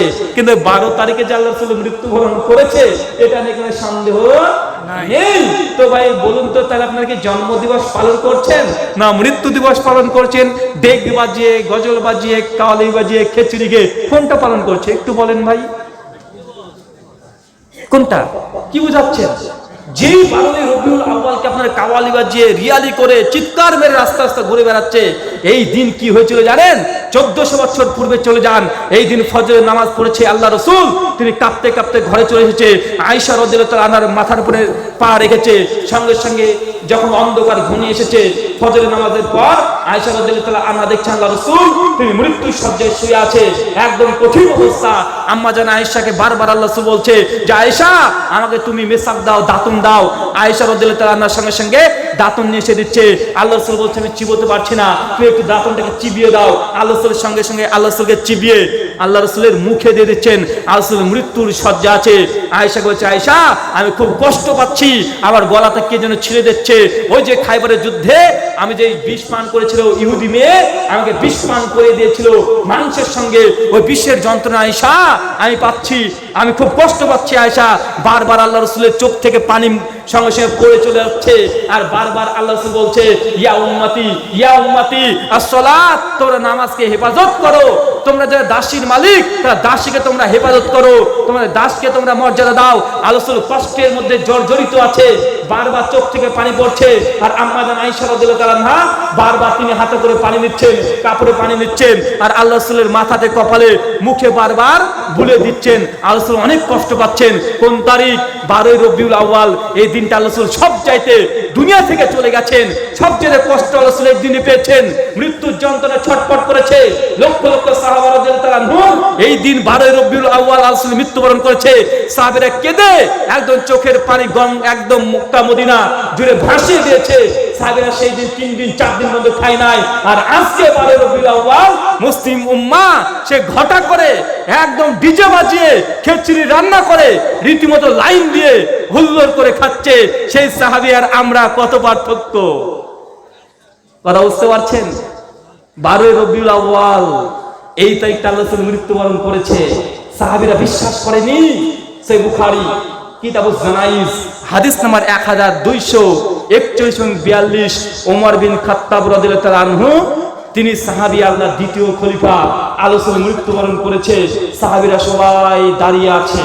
ওমর বিন খাত্তাব এসে বলছে, যে ব্যক্তি বলবে আল্লাহ রাসূল মৃত্যুবরণ করেছে তার গর্দনটাকে মেরে উড়িয়ে দিব আমি ওমর। কে বলছে? ওমর বিশ্বাস করছেন যে আল্লাহ রাসূল মৃত্যুবরণ করেছে? বিশ্বাসই করছে না। সমস্ত সাহাবী বলছে, বাবা ওমর বলছে যদি বলি যে আল্লাহ রাসূল মারা গেছে তাহলে গর্দন উড়িয়ে দিবে। কোন সাহাবী ভয়ে কোনো কথাই বলছে না। সবাই অঝোর ঝরে তার চোখ থেকে পানি পড়ে যাচ্ছে, থরথর করে কাঁপছে ওমরের ভয়ে। আবু বকর রাদিয়াল্লাহু তাআলা আনহু তিনি কাজ করে তিনি ফিরে আসছেন ঘোড়ায় চড়ে। সঙ্গে সঙ্গে আম্মা জান আয়েশা রাদিয়াল্লাহু তাআলা ঘরে ঢুকেছে। ঢুকে দেখছে আল্লাহ রাসূলের লাশ মোবারক, তার শরীর মোবারকটা পড়ে আছে। সঙ্গে সঙ্গে কাপড়টাকে তুলেছে। আবু বকর রাদিয়াল্লাহু তাআলা কপালে একটা চুম্বন দিয়েছে, দিয়ে বাইরে এসে তাকিয়ে দেখছে ওমরের ভয়ে সমস্ত হাজার হাজার সাহাবী তারা ভীত সন্ত্রস্ত। কেন? ওমর বলেছে, যে বলেছে আল্লাহ রাসূল মৃত্যুবরণ করেছে তার গর্দন উড়িয়ে দিব। আবু বকর ব্যাপারটাকে বুঝে টের পেয়ে সঙ্গে সঙ্গে বলছে কিছু একটা করতেই হয়। আবু বকর তখন হামসানা পড়তে শুরু করেছে, আলহামদুলিল্লাহ রাব্বিল আলামিন। পরে তিনি বলছেন, আম্মা বাদ ফামান কানা মিনকুম ইয়াবুদু মুহাম্মাদুন মুহাম্মাদুন কাদ মাত। হে বিশ্ববাসী, তোমরা শুনে রাখো, যারা নবী মুহাম্মদ সাল্লাল্লাহু আলাইহি সাল্লামের তোমরা ইবাদত উপাসনা করতে, জেনে রাখো আজকে আল্লাহ রাসূল এই দুনিয়া থেকে চলে গেছে। ফামান কানা মিনকুম ইয়াবুদু মুহাম্মাদুন, যারা মুহাম্মাদের ইবাদত উপাসনা করতে, জেনে রাখো আল্লাহ রাসূল আজকে মৃত্যুবরণ করেছে। কাদ মাত, আজকে মৃত্যুবরণ করেছে। আর তোমরা যারা আল্লাহর ইবাদত করতে, জেনে রাখো আল্লাহ হাইয়ুল কাইয়ুম, চিরঞ্জীব, চিরস্থায়ী। আল্লাহ সুবহানাহু ওয়া তাআলার কোনো মৃত্যু নেই, কিন্তু আল্লাহ রাসূল আজকে মৃত্যুবরণ করেছে। সাহাবারা তারা একদম কেঁদে চলে যাচ্ছে। আর আবু বকর খুতবা এসে এটা দিচ্ছে। সঙ্গে সঙ্গে আবু বকর রাদিয়াল্লাহু আনহু পবিত্র কোরআন সূরা আলে ইমরান সূরা নম্বর 3 আয়াত নম্বর 44 তিনি পাঠ করছেন, ওয়া মা মুহাম্মাদুন ইল্লা রাসূল কাদ খালাত মিন কাবলিহি রাসূল আফা ইম্মাতা আও কুতিলা।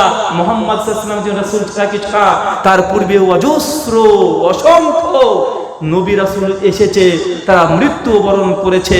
আজ মুহাম্মদ সাল্লাল্লাহু আলাইহি ওয়াসাল্লাম যদি মৃত্যুবরণ করে, তোমরা কি তোমাদের ধর্ম পরিত্যাগ করে দিয়ে উল্টো পথে চলে যাবে? পবিত্র করে আয়াত পাঠ করছে কে? আবু বকর রাদিয়াল্লাহু তাআলা আনহু। এই দিন 12 রবিউল আউয়াল, যেই দিনে আপনি গজল বাজাচ্ছেন, কাওয়ালি বাজাচ্ছেন, একদম নাচতে নাচতে চিৎকার মেরে রাস্তা দিয়ে চলে যাচ্ছেন, এই দিন সাহাবীদের মধ্যে শোকের দিন ছিল, কঠিন দিন। এই দিনের চাইতে আর কঠিন দিন মুসলিমদের হতে পারে না। কেন? কারণ মুসলিমদের এই কলিজার চাইতেও যাকে বেশি ভালোবাসে তার নাম মুহাম্মদ সাল্লাল্লাহু আলাইহি ওয়াসাল্লাম। এই আমাদের দুনিয়া থেকে তার সম্পর্ক ছিনে নিয়ে চলে গেছে, আল্লাহ সুবহানাহু ওয়া তাআলার কাছে চলে গেছে। ভাই এর চেয়ে কষ্টের দিন হতে পারে? কথা বলেন। এই দিন আল্লাহ রাসূল পৃথিবীতে এতদিন পর্যন্ত ছিল। 11 রবিউল আউয়াল পর্যন্ত পৃথিবীতে আল্লাহ নবী ছিল। 12 রবিউল আউয়াল ফজরের পর আল্লাহ রাসূলের মৃত্যু হচ্ছে, দুনিয়া থেকে চলে যাচ্ছে, আল্লাহ তাকে নিয়ে নিচ্ছে। ভাই এটা কি দুঃখের দিন না সুখের দিন? সাহাবীরা কি করেছিল? দুঃখ পেয়েছিল, মানতে চাইনি। ওমর বিন খাত্তাব রেগে থরথর। আর আজকে আমরা উল্টো দিকে চলে গেছি। মনে রাখবেন, সহিহ মুসলিম কিতাবুস সাওম হাদিস নাম্বার 1164, আল্লাহর নবীকে সাহাবীরা এসে বলছে যে আল্লাহ রাসূল, আপনি সোমবার আর বৃহস্পতিবার এই দুই দিনের রোজা কেন রাখেন? আল্লাহ রাসূল প্রত্যেক সপ্তাহে 2টা রোজা রাখতেন। কয়টা? কথা বলেন। 2টা। কি বার? একটা সোমবার, একটা বৃহস্পতিবার, এই 2বার। আল্লাহ রাসূল বলছে আপনি কেন রাখেন? আল্লাহ রাসূল তখন বলছেন যে সোমবার হচ্ছে আমার জন্মবার, এই দিনে আমি জন্মেছিলাম। আর বৃহস্পতিবার হচ্ছে সপ্তাহের সমস্ত আমলগুলো ফেরেশতারা আল্লাহর কাছে নিয়ে যায়। মানে এক সপ্তাহ আপনি কি আমল করলেন, এক সপ্তাহে কত আমল করেছেন, এই আমলটা কোন বারে আল্লাহর কাছে যায়? বৃহস্পতিবার। আল্লাহ রাসূল বলছে যে যখন ফেরেশতারা আমার আমলনামা নিতে আসবে, তখন আমি চাই যে আমার আল্লাহ দেখুক আমি রোজা আছি। এই জন্য বৃহস্পতিবারে রোজা রাখি। আর সোমবারে কেন রাখি? এটা হচ্ছে আমার জন্মবার, মানে জন্মবার। তো আল্লাহ রাসূল জন্মবার উদ্দেশ্যে তিনি কি করতেন? কথা বলেন। খিচুড়ি খেতেন, নাচতে নাচতে চলে যেতেন না। আসলে কি করতেন? রোজা সিয়াম পালন করতেন, ফাস্টিং, রোজা পালন করতেন। তো হুজুর আপনি যে খিচুড়ি খান, এটা আল্লাহ রাসূলের সঙ্গে হলো? আল্লাহ রাসূল প্রত্যেক সোমবারে করতেন। বছর কমপক্ষে 52টা সোমবার পাওয়া যায়। এতই যদি আল্লাহ রাসূলের জন্মদিবস পালন করতেই হয়, তবে বছরে একদিন হবে না, বছরে 52বার সোমবার আসে। কথা বলেন, কতবার আসে ভাই? আল্লাহ রাসূল কি জন্ম দিবস পালন করেছে? না, কি পালন করেছে? জন্মবার। কি বললাম? জন্মবার। তিনি সোমবারে জন্মগ্রহণ করেছেন, এই যে শুকরিয়া আদায় করতেন যে আল্লাহ আমাকে এইবারে তিনি পৃথিবীতে প্রেরণ করেছেন, আমি শুকরিয়া স্বরূপ এই বারটাকে আমি রোজা পালন করি, নাচ গান ডান্স খিচুড়ি খাই না। কিন্তু আমরা উল্টো করছি কি করছি না? কথা বলেন, আমরা উল্টো করছি কেন? কারণ আমরা উৎসবটাকে মনে করি ধর্ম। এটাই মূল বিষয়। সমস্ত কথার উত্তর হচ্ছে এটা, মা আতাকুম রাসূলু ফাকুযুহু ওয়া মা নাহাকুম আনহু ফান্তাহু। রাসূল আমাদেরকে যা দিয়েছে সেটা গ্রহণ করতে হবে, যা দেয় নাই সেটাকে বর্জন করে দিতে হবে। মনে করবেন যে বেশি বেশি করলে যে আপনি অনেক নেকি পাবেন, এমন কথা নয়। বরং ইসলাম যতটা দিয়েছে ততটাই করতে হবে। আল্লাহ রাসূল যতটা বলেছেন ততটা করতে হবে। 3 রাকাত মাগরিব 3 রাকাতই পড়তে হবে, 4 রাকাত পড়লে হবে না। 3 রাকাত মাগরিব 3 রাকাতই পড়তে হবে। 2 রাকাত কেউ যদি মাগরিবের নামাজ পড়ে তাহলে হবে না।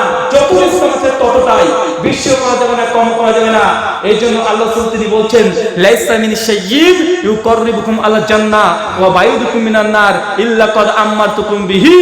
লাইসা মিন শাইয়্যিন ইউকাররিবুকুম আলা জান্নাহ, জান্নাতের নিকটবর্তী করবে এমন কোনো আমল নেই, এমন কোনো কর্ম নেই যে আমি ওর উম্মতকে দিই নাই। লাইসা মিন শাইয়্যিন, লাইসা হচ্ছে নাফি, নাকিরা হচ্ছে, লাইসা হচ্ছে নাফিস সেগা। লাইসা মিন শাইয়্যিন হচ্ছে নাকিরা, নাফির পরে নাকিরা আসলে এর অর্থ এমন ভাবে বুঝতে হবে যে জাররা থেকে জাররা পরিমাণ আমল যদি থেকে থাকে, যার মাধ্যমে জান্নাত যাওয়া যায়, সমস্ত আমল আল্লাহ সুবহানাহু ওয়া তাআলা কি করেছেন? দিয়ে গেছেন, কিছু বাদ রাখেন নাই। নখ কাটতে হবে, এটা আল্লাহ রাসূল দিয়ে গেলেন। এত বড় মিলাদুন নবী দিয়ে যাবে না? তাই হতে পারে? কথা বুঝতে পারছেন? এতটুকু যদি বোঝেন, আমাদের মধ্যে অনেক সমস্যার সমাধান হয়ে যাবে। কেউ যদি কোনো আমল করতে চান, আগে বলবেন আল্লাহ রাসূল কি আমলটা করেছেন? যদি বলেন না করেনি, আপনি করে কি লাভ? আল্লাহ রাসূলের চাইতে তো বড় তাকওয়াশীল আমরা হতে পারবো? সাহাবীদের চাইতে বড় তাকওয়াশীল আমরা হতে পারবো না। কিছু কিছু মানুষ দেখবেন বলবে একটা কথা, গুরুত্বপূর্ণ কথাটা বলে আমি আলোচনা শেষ করে প্রশ্নোত্তরের মধ্যে চলে যাব। এমনি আলোচনা কি বিক্ষিপ্তভাবে হয়ে গেল, কারণ এই আপনার যোগাযোগ বা আপনাদের লাইন প্রবলেম, এই জন্য। কারণ একটা কথাতে 4 বার বাধা। তো যাই হোক, একটা ছোট্ট কথা বলে যাব। যখন আল্লাহ রাসূল কোনো কর্ম, কোনো কাজ করছে না, কিন্তু আপনি নেকির উদ্দেশ্যে করছেন, এটাকে আরবি ভাষাতে বলা হয় বিদআত। কি বলা হয়? কথা বলেন, শব্দটা আবার বলেন, বিদআত। বিদআত কাকে বলা হয়? যে আমল আল্লাহ রাসূল করেননি, সাহাবীরা করেননি, তাবেঈনরা করেননি, কিন্তু আপনি আমি করছি ভালো কাজ, নেকির কাজ মনে করে, এটা হচ্ছে বিদআত। আর এই বিদআত মানে যেমন খারাপ কাজ। বিদআত মানে কি? ছোট্ট কথা খারাপ। বিদআত মানে এমনি আবিধানিক অর্থে নতুন হয়, নতুন কোন জিনিসকে বিদআত বলা হয়। কিন্তু আপনারা সাধারণ মানুষ যে বিদআত মানে এটা নেকির কাজ না, এটা গুনাহের কাজ। কি বললাম? যখন কোনো হুজুর বলছে এটা বিদআত, তখন আপনি বুঝবেন এটা কিসের কাজ? এটা গুনাহের কাজ, পাপের কাজ, এটা নোংরা কাজ, এটা করা যাবে না। যদিও হতে পারে যে কোনো হুজুর আপনাকে কোনো কিছু করতে বলেছে, সেটার মধ্যে তাসবিহ হতে পারে যে তুমি তাসবিহ করো, অথচ একজন হুজুর যদি বলে এটা বিদআত, জানতে হবে আপনাকে এটা কি, এটা সে ভালো কাজ নয়। উদাহরণ দিয়ে বুঝতে পারবেন যে এটা আবার কেমন কথা যে আমল করব, তবে হুজুর যদি বিদআত বলে এটা খারাপ বুঝতে হবে।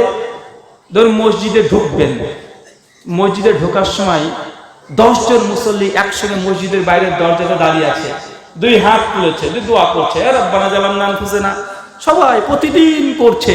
ভাই এই কাজটা ভালো কাজ না খারাপ কাজ? কথা বলেন। মসজিদে ঢুকে সবাই দোয়া করে, ভালো কাজ না ভাই? ভালোই তো কাজ। আল্লাহ ঘরে ঢুকবে, সবাই হাত তুলে মোনাজাত করছে, একসঙ্গে করছে, ভালোই তো কাজ। ভালো কাজ না ভাই? দোয়া করা কি খারাপ কাজ? খারাপ কাজ না, দোয়া করা ভালো কাজ। কিন্তু মসজিদে ঢোকার সময় যে সবাই করে, এটা আর ভালো থাকলো না। কেন? কারণ আল্লাহ রাসূল এইভাবে মসজিদে ঢোকার সময় হাত তুলে মোনাজাত করেননি।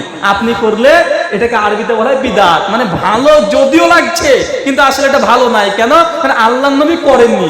আপনি যদি এই মসজিদে ঢোকার সময় সবাই মিলে হাত তুলে দোয়া করেন, এটা নেকি হবে না গোনা হবে?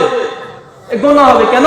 আল্লাহর নবী করেনি, আপনি পণ্ডিতি করে মুন্ডলি করে আল্লাহ রাসূলের উপরে মুন্ডলি করে আপনি নতুন একটা ইবাদত তৈরি করবেন, এই জন্য এটা খারাপ। যদি বাইরে থেকে দেখতে মনে হবে ভালো। কথা বুঝতে পারছেন? বিদআত দেখতে ভালো হয় কিন্তু ফলাফল খারাপ। যেমন ঈদে মিলাদুন নবী দেখতে সবকিছু ভালো লাগে কিন্তু এটা ভালো বাহ্যিক দিক থেকে, কিন্তু শরীরের দিক থেকে এটা কি? এটা বিদআত, এটা করা যাবে না। কেন? আল্লাহ রাসূল করেননি, আপনি এখানে বেশি মুন্ডলি করে করছেন, তাই এটা করা যাবে না। কিন্তু আপনি যখনই বলবেন যে ভাই এটা বিদআত, কিছু কিছু আলেম বলবে যে আল্লাহ রাসূলের যুগে যেটা ছিল না সেটাই বিদআত। আপনি মনে রাখবেন, আল্লাহ রাসূলের যুগে যেটা ছিল না সেটা বিদআত কেউ বলে না। বিদআত আল্লাহ রাসূলের যুগে থাকা না থাকা নয়। বিদআত কোনটা? আল্লাহ রাসূল যে কাজ করেনি, সাহাবীরা যে কাজ করেনি, তাবাতাবাইনরা যে কাজ করেনি, কিন্তু কেউ যদি নতুন করে সেই কাজ করে, সেই কর্ম করে, কি মনে করে? নেকি মনে করে। কি মনে করে? নেকি পাবে, সওয়াব পাবে, উপকার হবে, এই নিয়াতে যদি কোনো কাজ করে, কর্ম করে, এটাকে বলা হয় বিদআত। আল্লাহ রাসূলের যুগে থাকার সঙ্গে থাকে কোনো সম্পর্ক নেই। কথা বুঝতে পারছেন? যখন আপনি বলবেন বিদআত, আল্লাহ রাসূলের যুগে যেটা ছিল না সেটাই বিদআত। এই দেখো মসজিদে এখন এসি লাগিয়েছো, আল্লাহ রাসূলের যুগে ছিল না, এসিও বিদআত। বলে কি বলে না? কথা বলে। আল্লাহ রাসূলের যুগে ফ্যান ছিল না, তো এখন আমরা ফ্যানে হাওয়া খাচ্ছি, এটাও বিদআত। বলে কি বলে না? আল্লাহ রাসূলের যুগে মাইক ছিল না, এখন মাইক্রোফোন ব্যবহার করছি, এটাও বিদআত। মোবাইল ছিল না, এই ছিল না, হ্যান্ড ছিল না, ত্যান ছিল না, হাজার গাড়ি উদাহরণ নিয়ে আসে, আছে না নাই? কথা বলে ভাই, আমরা মিলাদকে বিদআত বলছি কিন্তু মসজিদে ফ্যানকে বিদআত বলছি না কেন? কারণ কি জানেন? কোন হুজুরকে কথা বলেছে, ভাই এসি মসজিদে যদি কেউ 5 ওয়াক্ত নামাজ পড়ে তাহলে সে এর জন্য একটা কবুল হজের সময় বেশি বেশি পাবে। এই শর্তে কেউ এসি মসজিদে লাগায়? কথা বলেন না। এই শর্তে কেউ 5 ওয়াক্ত নামাজ এসি ঘরে নামাজ পড়ে? কেউ কি বলেছে যে মাথার উপরে যদি ফ্যান থাকে, ফ্যানের হাওয়াতে যদি তুমি নামাজ পড়ো, 5 ওয়াক্ত নামাজ পড়লে 6টা ওমরার সমান বেশি নেকি আছে? ভাই কেউ এই শর্তে নামাজ পড়ে? এই উদ্দেশ্যে কেউ নেকি পড়ে? আল্লাহ রাসূল ঘড়ি পড়েনি, আমি পড়েছি। আমি কি বা আপনি কি এই উদ্দেশ্যে ঘড়ি পড়েছেন? কেউ যদি টাইটানিকের ঘড়ি 1 বছর পরে তাহলে সে 2টো কুরবানির সমান নেকি বেশি পাবে। ভাই এই উদ্দেশ্যে কেউ পড়ে? কথা বলেন না। তার মানে বোঝা গেল মসজিদ পাকা করা, ছাদ দেওয়া, মাইক্রোফোন ব্যবহার করা, হাত ঘড়ি ব্যবহার করা, এসি লাগানো অথবা আনুষঙ্গিক এই জিনিসগুলো লাগানো, এই কর্মগুলো, এগুলোর সঙ্গে নেকির কোনো তারতম্য নেই, নেকির কম বেশি নেই, অথবা ওগুলো বিদআত নয়। কিন্তু আপনি মিলাদুন নবী করছেন, এটা বিদআত কেন? এটা নেকির উদ্দেশ্যে। কিসের উদ্দেশ্যে? নেকির উদ্দেশ্যে। কেউ হাত ঘড়ি নেকির উদ্দেশ্যে পড়ে? কথা বলেন ভাই, কেউ তো হাত ঘড়ি নেকির উদ্দেশ্যে পড়ে না। মসজিদে ফ্যানের নিচে নামাজ কেউ নেকি কম বেশি হবে এই উদ্দেশ্যে পড়ে না। তো আপনারটা বিদআত এগুলো, কিন্তু মাইক্রোফোন, ব্যাগ, মোবাইল, ঘড়ি এগুলো বিদআত নয়। কেন? এগুলো নেকির সঙ্গে কোনো সম্পর্ক নেই। আল্লাহ রাসূল বলছেন, মানে আমিলা আমালান লাইসা আলাইহি আমরুনা ফাওয়ারাদ্দুন। কোন ব্যক্তি এমন কোন আমল করলো যে আমলের ব্যাপারে আমি নবী মুহাম্মদ সাল্লাল্লাহু আলাইহি ওয়াসাল্লাম বলি নাই, আদেশ দিই নাই, ফাওয়ারাদ, সেটা বাতিল। মানে আল্লাহ রাসূল বলছেন, যেই আমল তোমরা করছো আমার যদি নির্দেশ না থাকে সেই আমলটা কি? বাতিল। তাই এখন শুধুমাত্র একটা জিনিস মনে রাখবেন, কোন হুজুর ঠিক কোন হুজুর ভুল এত বিশ্লেষণ করার দরকার নেই। কোন একটা আমল করছেন, 2 হুজুরের মধ্যে 2 রকমের মতামত, আপনার কাছে কি? আপনার কাছে যেটা হুজুরকে বলেন, হুজুর আপনি যে বললেন যে এটা করতে হবে, এটা করলে নেকি হয়, এই কোথায় আছে একটু হাদিস নাম্বারটা দেন তো, একটু কোরআনের আয়াতটা দেন তো, একটু লিখে দেন। সে দলিল চান। যদি বলে তুই দলিল বুঝবি না, আর দলিল বুঝবো না ঠিক আছে, যে দলিল বুঝে তার কাছে নিয়ে যাবো। তুই আরবি কি বুঝিস? আমার আরবি বোঝার দরকার নেই, যে বোঝে তার কাছে নিয়ে একটু পড়াবো।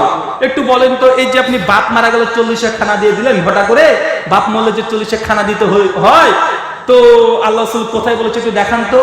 কারণ আল্লাহ রাসূলের জীবদ্দশাতে তার কন্যারা মারা যায় না, আল্লাহ রাসূল জীবদ্দশায় তার সন্তান মারা যায় নাই, 3টে সন্তান মারা গেছে, তো আল্লাহ রাসূল কি 40 খানা দিয়েছেন? স্বয়ং আল্লাহ রাসূল যখন মৃত্যুবরণ করলেন, আবু বকর খলিফা, আবু বকর কি আল্লাহ রাসূলের জন্য 40 খানা দিয়েছেন? 3 দিন খানা করেছেন? তিনি তো করেননি। তা আপনি যে করছেন, তো কোথায় একটু প্রমাণটা দিন তো, লিখে নেন। কথা বুঝতে পারছেন? দেখবেন তাহলে আমাদের অনেক সমস্যার সমাধান হয়ে যাবে। একটাই কথা, আমাদের একটাই স্লোগান, মা আতাকুম রাসূলুল ফাকুযুহু ওয়া মা নাহাকুম আনহু ফান্তাহু। রাসূল সাল্লাল্লাহু আলাইহি ওয়াসাল্লাম যতটা আমল দিয়েছে ততটাই করতে হবে, যা দেয় নাই যতই ভালো হোক না কেন সে আমল করা যাবে না। আল্লাহ কোরআনে বলতে দিয়েছে, সূরা হাশরের 7 নম্বর আয়াত, মহান সত্তা আল্লাহর কাছে দোয়া, এই প্রার্থনা, আল্লাহ তুমি আমাদের মুসলিম উম্মাহকে ঐক্যবদ্ধ হয়ে রাসূলের সুন্নাহর উপরে চলার তৌফিক দান করো। সকলে বলি আল্লাহুম্মা আমিন। মহান সত্তা আল্লাহর কাছে দোয়া, এই প্রার্থনা, আল্লাহ মুসলিম উম্মাহকে রাসূলের প্রতি ভালোবাসা এবং রাসূলের আনুগত্য, অনুসরণ, ইতাআত, ইত্তেবা, তার ফলো করার মতো তৌফিক দান করো। সকলে বলি আল্লাহুম্মা আমিন।